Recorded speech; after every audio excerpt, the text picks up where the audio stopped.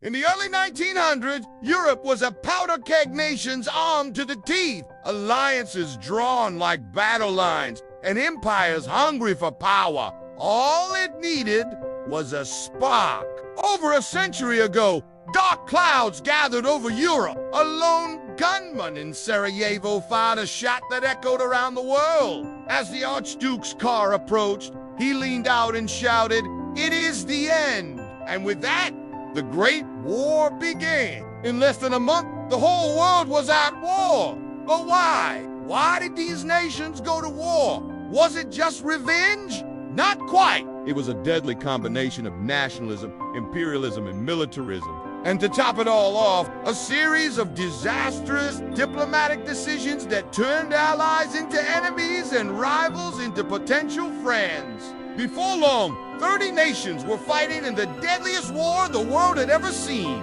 Soldiers marched into the trenches. Millions fell, empires crumbled, and new ones rose. But this was no ordinary war. This was a war of pride, power, and promises. It was a war that would change the world forever. That's 1 minute. See you next time.